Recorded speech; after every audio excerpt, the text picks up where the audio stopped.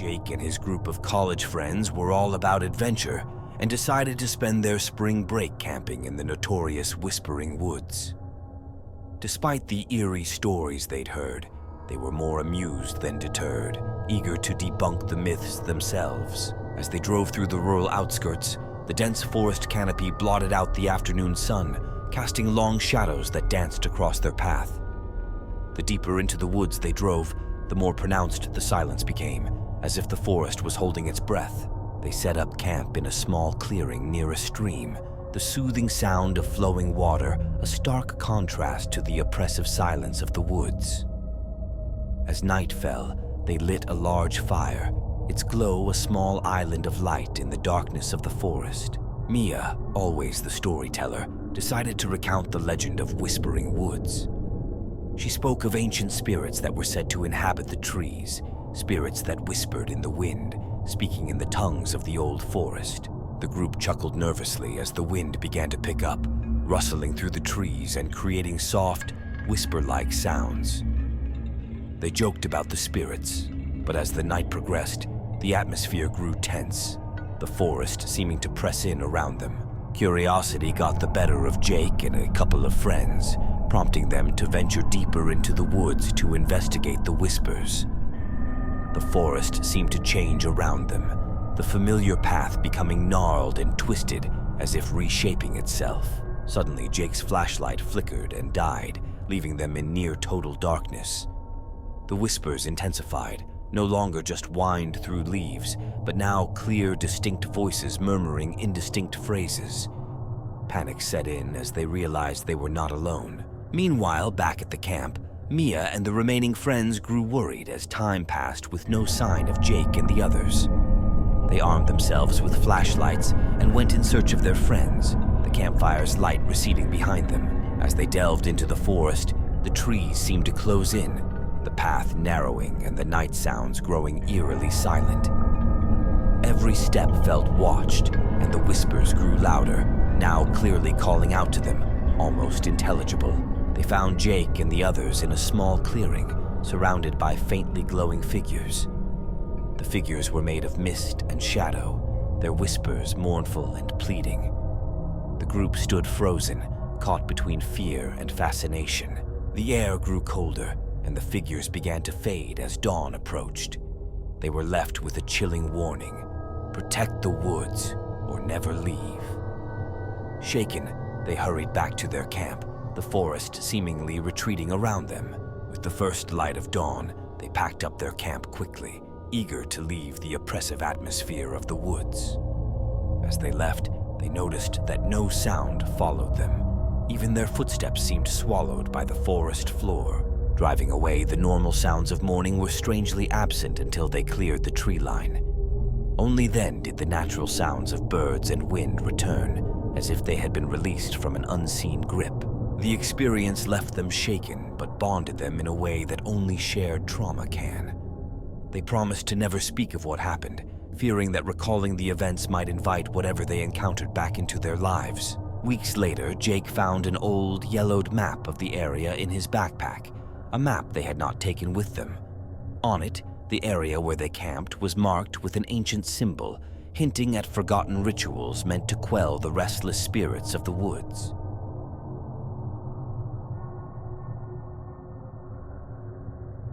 Sarah and Eric, siblings separated by busy lives and personal differences, sought to bridge the gap with a return to nature.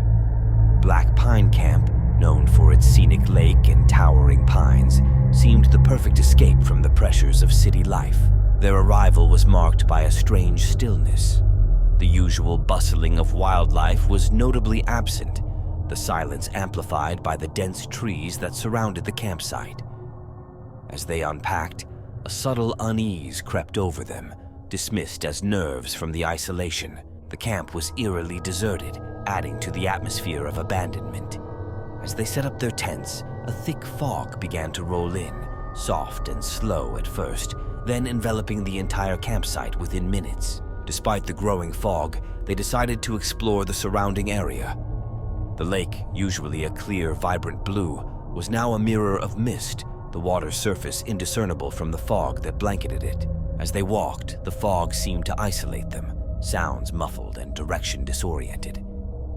Sarah joked about the camp turning into a ghost town, but her laughter was short-lived as the fog seemed to press in, claustrophobic and intent. Returning to their campsite, they lit a fire, the flames struggling against the dampness of the fog. Over the fire, Eric tried to lighten the mood by suggesting a swim in the lake tomorrow, hoping the fog would lift by then. As darkness settled, the fog did not recede but thickened, becoming almost palpable. The fire provided little comfort, its light swallowed up just feet away. The silence was complete, oppressive, as if they were the only two people left in the world. That night, they heard the first splashes, soft, rhythmic sounds coming from the lake. They grabbed flashlights and headed towards the sound, the fog so thick it felt like walking through a cloud. What they saw on the lake shore chilled them to the bone. Shadows moved across the water, forms that were human-like but distorted by the mist, disappearing as quickly as they appeared. Fear drove them back to their camp, the sense of being watched overwhelming. They debated leaving, but the thought of navigating in the fog was too dangerous. Instead, they huddled near the dying fire, waiting for dawn. Morning brought no relief, the fog as dense as ever. Deciding to leave, they packed their car with hurried movements, the fog seeming to resist their departure. As they drove away, the fog began to clear, revealing glimpses of the lake, now calm and serene as if the night's horrors were just a figment of their imagination. They stopped at a small cafe where locals spoke of the lake's cursed history. It was said that the fog was a veil between worlds, and those who ventured into it at night were sometimes never seen again. Relieved to have escaped, Sarah and Eric promised each other to stick to more populated camping spots in the future, their adventure into the unknown leaving a lasting impression of how thin the veil could be between the natural and the supernatural. At home, the fog of that night lingered in their minds, a reminder of the unseen depths that lay hidden in the familiar, waiting for the right moment to reveal themselves.